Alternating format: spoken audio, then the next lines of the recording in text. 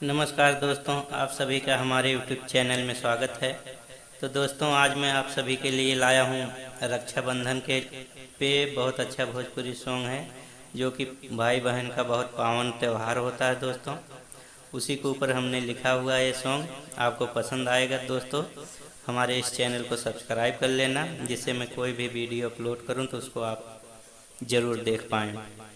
तो दोस्तों, सब्सक्राइब करने के लिए लाल बटन आपको दिख रहा होगा, तो वहाँ पे आप दबाएंगे तो हमारा चैनल सब्सक्राइब हो जाएगा। तो दोस्तों, चलिए वीडियो को शुरू करते हैं। इसको मैं बिल्कुल नया ट्रैक है दोस्तों, सुनाता हूँ आपको किस प्रकार है। ये डुएट सॉन्ग है दोस्तों। पहली बार बहन गाएगी, दूसरी बार भाई गाएगा, ऐसे ऐसे चलता रहेगा। आप बस सुनिएगा।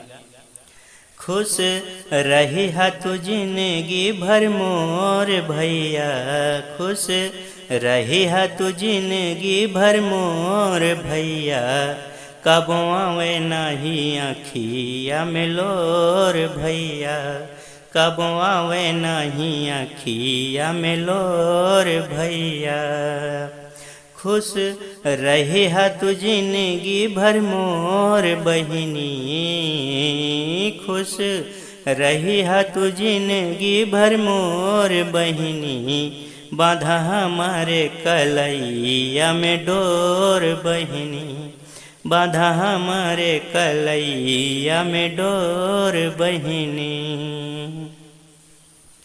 आरती उतारी माथे टिकवा लगाई, बहिनी के अपने भैया दिहा न भुलाई। हो जियते जिंदगिया हम भूल नहीं पाएब, राखी के लाज बहिनी हम तो निभाएब।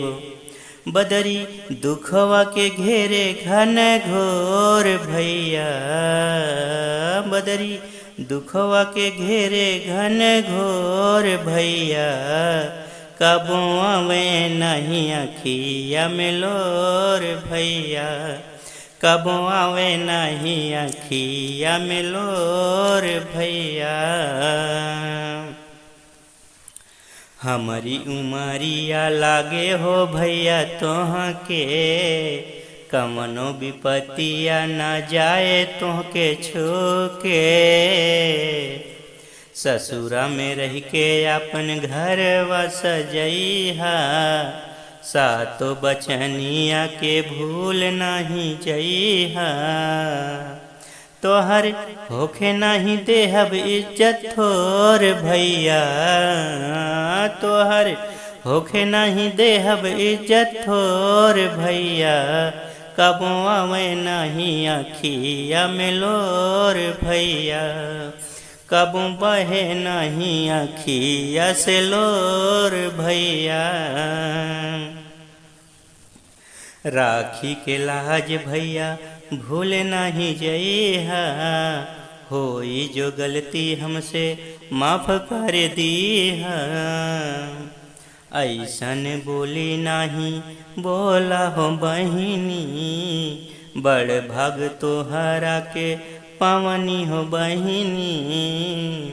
करी बिनती प्रभु से कर जोर भैया, करी बिनती प्रभु से कर जोर भैया, कबो आवे नहीं आखिया में लोर भैया, कबो आवे नहीं आखिया में लोर भैया, कबो आवे नहीं आखिया से लोर भैया। तो दोस्तों, इस प्रकार ये सॉन्ग बना हुआ है। तो दोस्तों, आपको ये सॉन्ग अच्छा लगा हो तो कमेंट में ज़रूर बताइएगा। मिलते हैं नेक्स्ट वीडियो में, तब तक के लिए आप सभी दोस्तों को दिल से नमस्कार। जय हिंद, जय भारत।